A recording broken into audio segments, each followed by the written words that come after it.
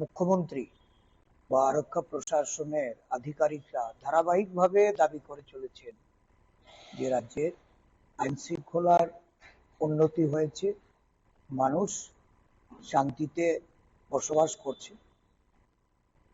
এই দাবির বাস্তবতা আজকে দেশের বা রাজ্যের জনগণ এটা পরিলক্ষিত করছে। দুধারায় এই রাজ্যে প্রশাসনিক দিক থেকে যেমন ব্যর্থতা, জননিরাপত্তাহীনতায় সাধারণ মানুষ আতঙ্কিত, প্রতিটা ক্ষেত্রেই আমরা লক্ষ্য করছি বর্তমান শাসক দল ঘৃণা ভরা বক্তব্য রেখে উত্তেজনা তৈরি করে সাম্প্রদায়িক হানাহানিতে মানুষকে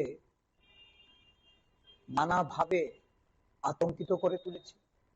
শাসক দলের নেতা কর্মীরা তারা যেমন এই ঘটনায় লিপ্ত হচ্ছে, আবার আরেক দিক থেকে অর্থ আদায় নানাভাবে প্রশাসনিক দপ্তর ভিত্তিক যে দুর্নীতি, এই দুর্নীতির সঙ্গেও শাসক দলের লোকেরা জড়িত হয়ে গোষ্ঠী দ্বন্দ্বে জর্জরিত হয়েছে। গত কয়েকদিন ধরে রাজ্য জুড়ে আমরা দেখেছি যে ফটিক রায়ে দুই সম্প্রদায়ের মানুষের মধ্যে সাম্প্রদায়িক হানাহানি এবং সেখানে জীবন সম্পত্তি নানাভাবে বিনষ্ট হয়েছে। এই জেলার মধ্যে গত পরশুদিন একটা উৎসবের দিনে অর্থকরী বিষয় নিয়ে শাসক দলের দুই গোষ্ঠীর যে মারামারি এবং এই ঘটনার পরিপ্রেক্ষিতে গুলি চালনার মতো ঘটনাও রাজ্যের মানুষ লক্ষ্য করেছে। বেশ কয়েকদিন ধরে রাজ্যের বিভিন্ন প্রান্তে সাম্প্রদায়িক উত্তেজনা তৈরি করার ক্ষেত্রে এই রাজ্যের মন্ত্রিসভার মন্ত্রী থেকে শুরু করে শাসক দলের বা তাদের আশ্রয়ে প্রশ্রয়ে যারা নানা ধরনের ধর্মীয় কার্যকলাপের সঙ্গে যুক্ত, এদের দ্বারা প্ররোচনার মাধ্যমে এক সম্প্রদায়ের মানুষকে আরেক সম্প্রদায় আঘাত করছে এবং রাজ্যের সম্প্রীতি বিনষ্ট করে চলেছে। আবার অর্থ উপার্জনের জন্য বিভিন্ন দুর্নীতির আশ্রয় নিয়ে এই রাজ্যে নেগোসিয়েশন বাণিজ্য, জমির দালালি, জুলুম, চাঁদার, এটা ধারাবাহিকভাবে সারা রাজ্য জুড়ে ঘটে চলেছে। রাজ্যের মুখ্যমন্ত্রী পুলিশ আধিকারিককে দিয়ে আইন শৃঙ্খলার পরিসংখ্যান তুলে ধরছেন, যে পরিসংখ্যানের সঙ্গে বাস্তবের কোনো মিল। আসলে রাজ্যের মানুষ যেমন নিরাপত্তাহীনতায় ভুগছে, আর এইসব ঘটনাগুলিকে সামনে রেখে যখন বিরোধী দল কোনো কর্মসূচি করতে যায়, এটা প্রশাসনের দিক থেকেও বাধা আছে এবং শাসক দল এই বিরোধী রাজনৈতিক দলগুলিকে তাদের গণতান্ত্রিক কার্যকলাপ করতে, এই রাজ্যের বিরোধী দল হিসাবে কংগ্রেস দল যেমন সাম্প্রদায়িক ঘটনাগুলিতে আমরা উচ্চ পর্যায়ের তদন্তের মাধ্যমে প্রকৃত দোষীদের, যারা নিরীহ মানুষকে গ্রেপ্তার করে প্রকৃত দোষীদের আড়াল করছে বা গ্রেপ্তারের নামে নাটক মঞ্চস্থ করছে, সদলীয় গোষ্ঠীদ্বন্দ্বের কারণে দেখা যাচ্ছে গ্রেপ্তার করার পর গ্রেপ্তারকৃত আসামি থানায় বসে তার মোবাইল থেকে সোশ্যাল মিডিয়ায় পোস্ট দিচ্ছে। এটা কি ধরনের আইনি পদক্ষেপ? এই নিয়ে জনমনে যেমন প্রশ্ন, আমরাও এই বিষয়টা সম্পর্কে আরক্ষা প্রশাসনের যে তাদের যে পদক্ষেপগুলি সেগুলি কতটুকু যুক্তিযুক্ত এই সম্পর্কে আমরাও বুঝতে পারছি যে শুধুমাত্র রাজ্যের মানুষকে তাদের যে মূল যে এই শাসক দলের ব্যর্থতা, আরক্ষা প্রশাসনের ব্যর্থতা, এটাকে আড়াল করার লক্ষ্যে এই ধরনের কার্যকলাপ করছে।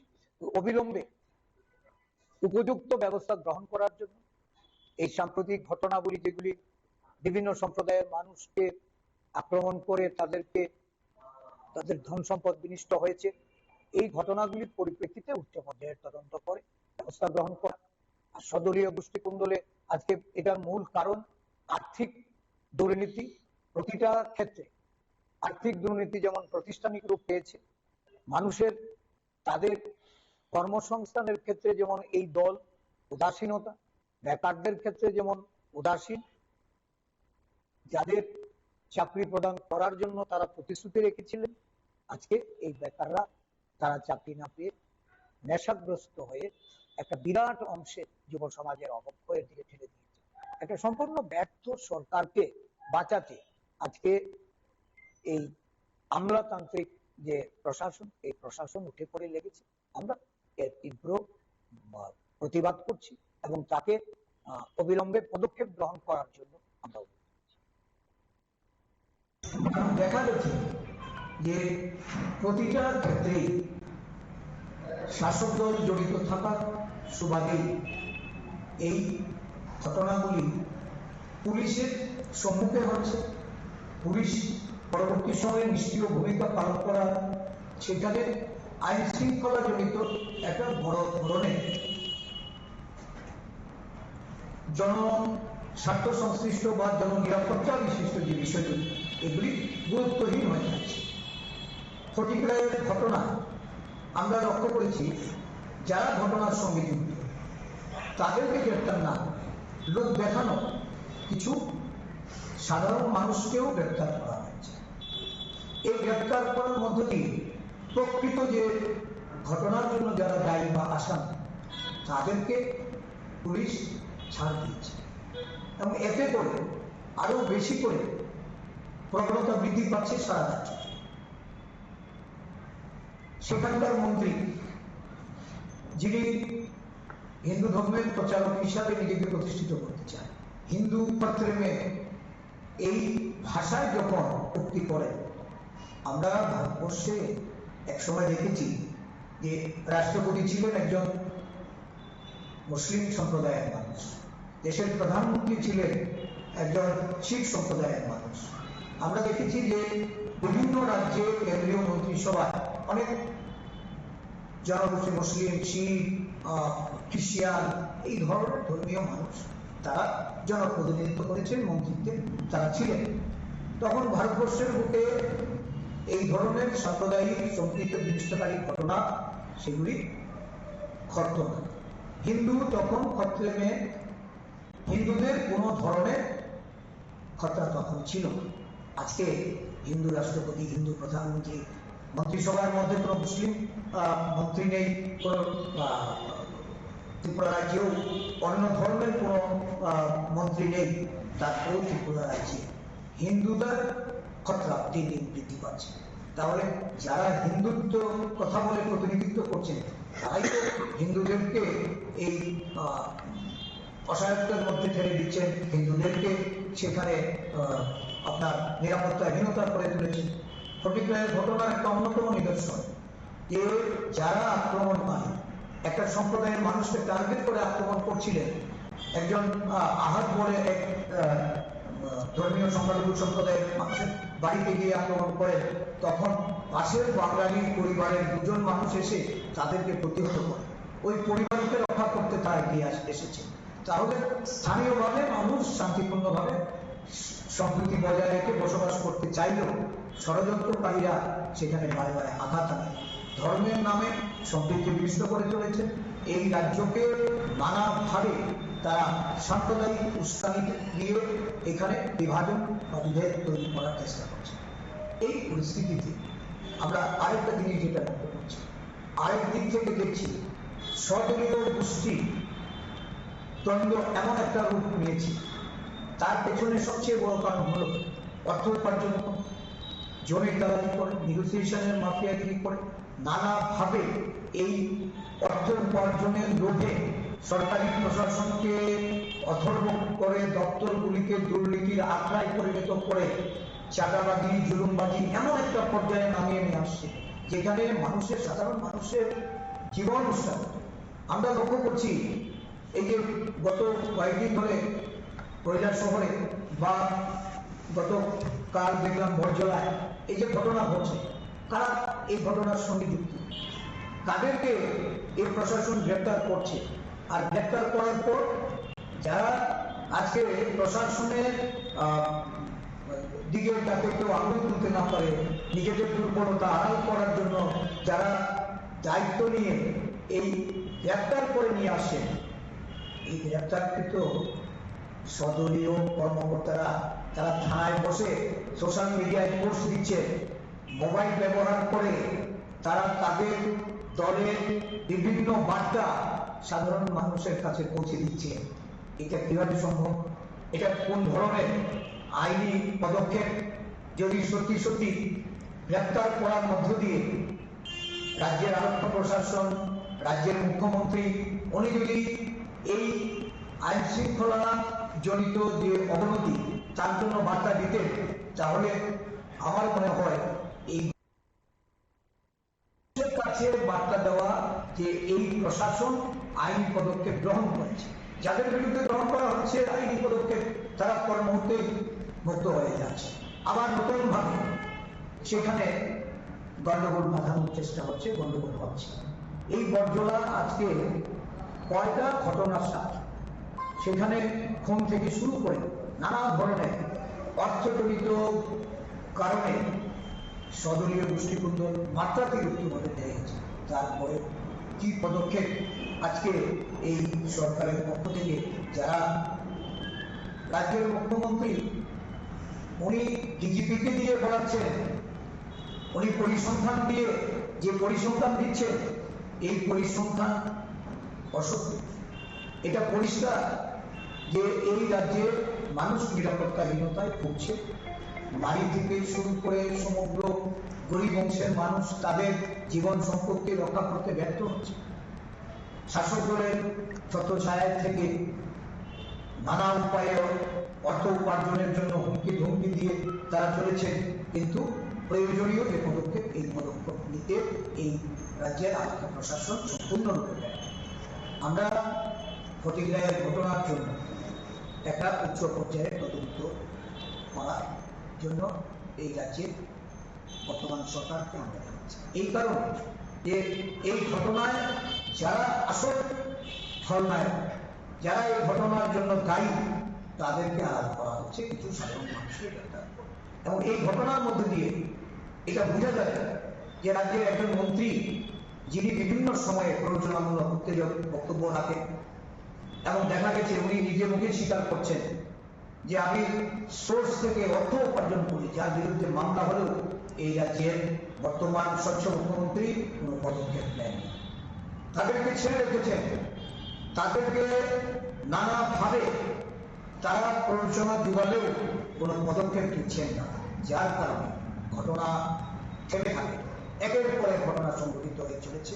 আমরা লোক দেখানো পদক্ষেপের তীব্র প্রতিবাদ করছি এবং অবিলম্বে সরকার এই ঘটনাগুলি সম্পর্কে তারা যদি প্রয়োজনীয় পদক্ষেপ গ্রহণ না করে আমরা বাধ্য হব যে জনগণকে বাঁচাতে আমাদের রাস্তায় নেমে আমাদের আন্দোলন সংগঠিত করতে।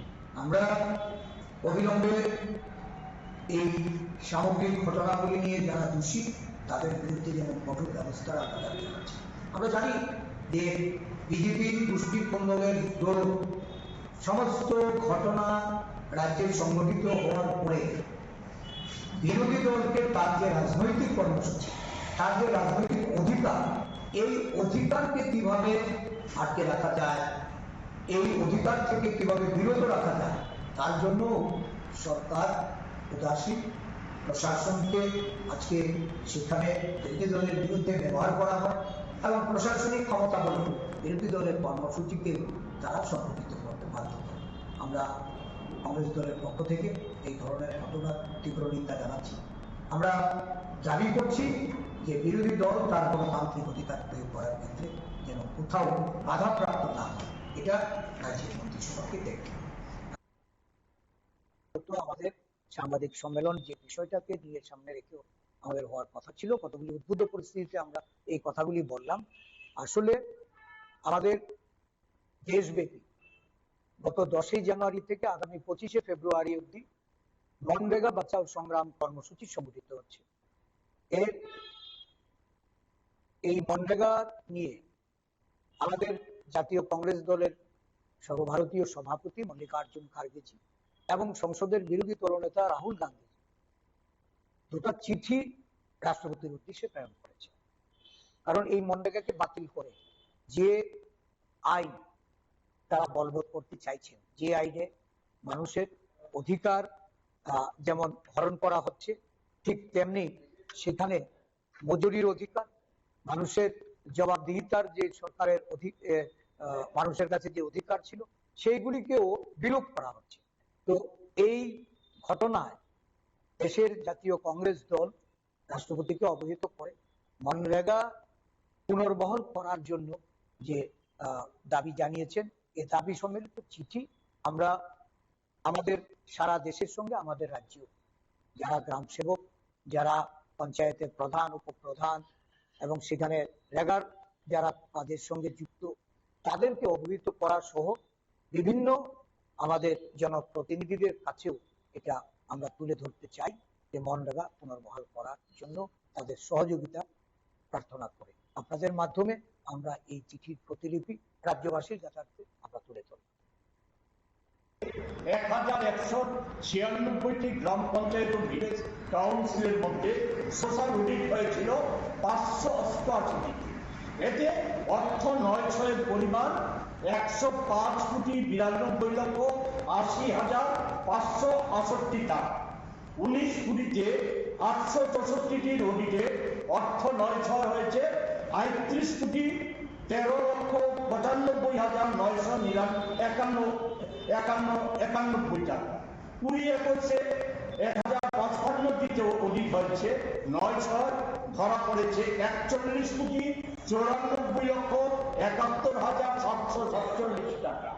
21-22-এ 1170টিতে অডিটে ধরা পড়েছে 8,70,66,809 টাকা। 22-23-এ 1176টিতে অডিট হয়েছে 7,77,37,671 টাকা। 23-24-এ 1175টিতে অডিট হয়েছে 18,07,229 টাকা। 24-25 অর্থ বছরে 1176টিতে অডিট হয়, এতে ধরা পড়ে 23,89,45,431 টাকা।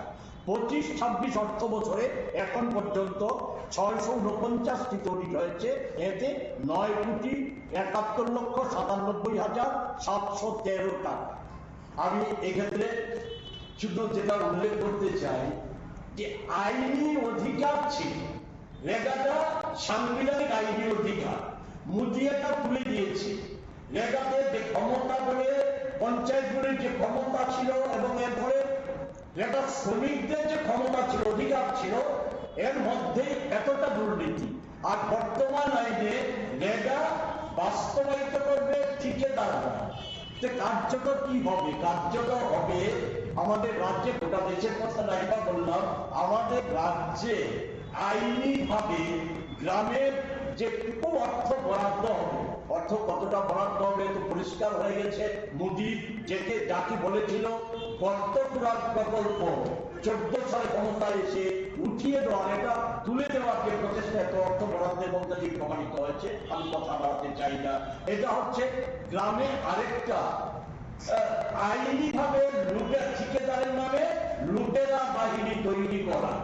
এরা কারা? এরা হবে বিজেপির আশ্রয় মহিলা শহরে যে সংঘর্ষ হচ্ছে সেই ধরনের ঠিকাদারদের হাতে গ্রামের অর্থনৈতিক যে ভিত্তি একে লোড করা আইনি প্রক্রিয়া, এই যে পরিবর্তিত আইনে সেটা করা হবে। আমাদের দেশে শুধু একটা উদাহরণ দিয়ে কথা বলা চেষ্টা করবো। রেগাটা কতটা প্রাসঙ্গিক হয়েছিল অর্থনৈতিক অবস্থার মধ্যে 2008 সালের কথা স্মরণ করা যায়। 2008 সালে সারা পৃথিবীতে অর্থনৈতিক সংকট। America, great Britain, Japan, Germany ওই সমস্ত উন্নত অর্থনীতির দিক থেকে উন্নত দেশগুলিতে ছাঁটাই, কর্মী ছাঁটাই, মজুরি কমে যাওয়া, বেকারিত্ব বৃদ্ধি, মুদ্রাস্ফীতি, ভারতবর্ষ তা কাজ করতে পারেনি। নূতন নূতন কলকারখানা, নূতন নূতন বিদেশি বিনিয়োগ, আর এর সাথে যুগ হয়েছিল গ্রামের অর্থনীতি চাঙ্গা হয়েছিল, মানুষের ক্রয় ক্ষমতা বেড়েছিল, পেছনে ছিল মনমোহন সিংয়ের নীতি, নূতন আর্থিক নীতি আর রেগা। আর একটা কথা বলে শেষ করবো, ওই আমাদের যে করোনা কালে ওই মোদী ঘন্টা বাজানো, শঙ্খ বাজানো, এর ফলে যে সংকট সৃষ্টি হয়েছিল, সেই সংকটের সময়ে আমাদের দেশের শ্রমজীবী মানুষকে রক্ষা করেছিল এই ন্যাগা প্রকল্পে। তাই আজকে এই প্রকল্প এটা আমাদের দেশে নূতন করে একটা লুটেরা বাহিনী তৈরি করা প্রকল্প, গ্রামীণ অর্থনীতির মেরুদণ্ড ভেঙে দেওয়ার যে প্রকল্প, এর বিরুদ্ধে আমাদের রাজ্যে আমাদের প্রদেশ কংগ্রেসে ধারাবাহিক আন্দোলন শক্তি প্রকাশ করেছে, যা চালু হয়েছে। আগামী 30 তারিখ আমরা মহাত্মা গান্ধীর যে শহীদান দিবস, সেই শহীদান দিবসে আমরা গোটা রাজ্যে আমরা শান্তিপূর্ণ অবস্থানের মধ্য দিয়ে আমরা ধারাবাহিকভাবে এই কর্মসূচি আগামী 25শে ফেব্রুয়ারি পর্যন্ত গোটা দেশে আমরা চালু করবো। সেই ক্ষেত্রে সংবাদ মাধ্যমের সহযোগিতা চাই। আর এই রাজ্যের সমস্ত দেশপ্রেমিক জনগণ, আমরা বিশ্বাস করি বিজেপির মধ্যেও এখনো কিছু সৎ নিষ্ঠাবান দেশপ্রেমিক আছে, মানুষ আছে যারা রাজ্যটাকে ভালোবাসে, সর্বোপরি নিজেরা নিজেদেরকে ভালোবাসে। তাদেরকেও বলবো এই আন্দোলনে সাহায্যের হাত প্রসারিত করার জন্য, কারণ এর মধ্য দিয়ে দেশকে রক্ষা করতে হবে, রাজ্যকে রক্ষা করতে হবে। না হয় যে খাদের কিনারায় এসে দাঁড়িয়েছে, একে আর রক্ষা করা যাবে না। সেই সহযোগিতা একটা মুসলিম সম্প্রদায়ের পরিবারের উপর বিজেপির আশ্রিত সমাজদ্রোহীরা 10 লক্ষ টাকা চেয়ে সেখানে তার উপর আক্রমণ সংঘটিত করে বাড়ির মহিলারাও রেহাই পায়নি। ফরিদকর্মা পুলিশ বারবার তাদেরকে ডাকানো সত্ত্বেও যায়নি, উপরন্ত থানায় এজাহার দিতে গেলে পরে দুষ্কৃতিকারীদের বিরুদ্ধে যারা আক্রান্ত হয়েছে তাদেরকে আটক করেছে।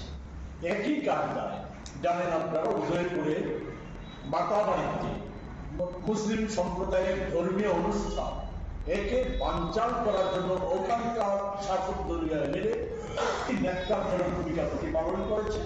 এগুলির ক্ষেত্রেও পুলিশ নিষ্ক্রিয় ভূমিকা পালন করছে। এই বিষয়টা শুধু সংযোজন করলাম। এর সাথে যেটা প্রাসঙ্গিক, এরা মনরেগা নিয়ে আপনারা সকলেই জানেন, আমরা বলেছি যে আমাদের চিঠি আমরা এখানে দিয়ে দেবো আপনাদের কাছে। সে বিষয়টা আমি উল্লেখ করতে চাই না, যেটা উল্লেখ করতে চাই, সারা দেশে সরকারি কোটি কোটি টাকা দিয়ে অসত্য তথ্য প্রচার করে চলছে। সারা দেশের বর্ণনা আমি এখানে দিতে চাই না। এই যে বিকল্প যেটা কর্মসূচি প্রণয়ন করেছে বিএবি রামজি রেগা নামক যে কর্মসূচি, এটা সম্পূর্ণ প্রতারণামূলক, রাজনৈতিক জালিয়াতিপূর্ণ। তার সে সম্পর্কে শুধু 2-4টি কথা উল্লেখ করতে চাই যে এটা যে পুরোটা যে প্রতারণাপূর্ণ। মনরেগাতে 14 সালের আগে কেন্দ্রীয় সরকারের বাজেট বরাদ্দ ছিল বাজেটের 4%। নরেন্দ্র মোদী মুখে বলছে 125 দিনের কাজ, আরো বেশি মজুরি, আরো বেশি সম্পদ সৃষ্টি, অথচ বাজেট বরাদ্দ কমাতে কমাতে 1.37% নামিয়ে এনেছে এই চলতি অর্থ বছর। এর সাথে যোগ করতে চাই 10 কোটি রেগা শ্রমিক, তালিকাভুক্ত রেগা শ্রমিকের নাম নানা কায়দায় ডিজিটাল, আধার লিঙ্ক, কেওয়াইসি এই সমস্ত করে বাদ দিয়েছে। রাজ্যে আমাদের সংখ্যাটা এতে 9 লক্ষ। আমাদের রাজ্যের মাননীয় মুখ্যমন্ত্রী, শাসক দলীয় নেতারা এবং এক বাক্যবাদী মন্ত্রী অনেক তথ্য দিয়েছে। পূর্বেকার সরকারের সময়ে রেগা নিয়ে কেলেঙ্কারি তথ্য দিয়েছেন বিশাল বড়রা, সেগুলো জানেন আপনারা। আমি শুধু যে বিষয়টা উল্লেখ করতে চাই, ওই সমস্ত দুর্নীতিমূলক বিষয়গুলির বিরুদ্ধে যা প্রদেশ কংগ্রেস ধারাবাহিকভাবে যে আন্দোলন জারি রেখেছিল গোটা রাজ্যে, এরই ফলশ্রুতিতে কিন্তু 18 পরিবর্তন। তো ওই পরিবর্তনের পর ওই সমস্ত দুর্নীতিগুলির কি বিহিত হয়েছে এই সম্পর্কে কোনো কিছু উল্লেখ করেনি। এর সাথে উনি উল্লেখ করেছেন 18 পূর্বের 7 বছরে রেগা কেন্দ্রীয় সরকারের প্রাপ্য অর্থ আর তাদের সময়কার 18 পরে 7 বছরের প্রাপ্য অর্থে তথ্য উল্লেখ করেছেন। ভালো কথা। কেন সেটা 1906 থেকে 2006 থেকে করা হয়নি, এর পেছনে রহস্যটা কি এটা স্পষ্ট করার দাবি জানাচ্ছে। এর সাথে শুধু আমি অন্য বিষয়গুলি আমরা প্রেস নোটে দিয়ে দেব, শুধু আপনাদের কাছে উল্লেখ করতে চাই যে এই 18 বছরে রেগা সম্পর্কিত বিষয়ে আমাদের বক্তব্য নয়, কংগ্রেসের বক্তব্য নয়, কেন্দ্রীয় সরকারের গ্রাম উন্নয়ন দপ্তরের যে ওয়েবসাইট, সেই ওয়েবসাইটে যে সম্প্রতি তথ্য বেরিয়ে এসেছে সেই তথ্যটাই শুধু সংক্ষেপে তুলে ধরেছি। 18-19 অর্থ বছরে জানেন আপনারা সোশ্যাল অডিট হয়, মেগা সোশ্যাল অডিট হয়, আমাদের রাজ্যেও সোশ্যাল অডিট নিয়ে অনেক গল্প করেন, সেগুলি গল্প করতেই পারে তারা, যে দুর্নীতি দিয়েও তো দুর্নীতি তখন প্রাতিষ্ঠানিক রূপ পেয়েছে, এ নিয়ে গল্প করবে তারা, এটাই স্বাভাবিক।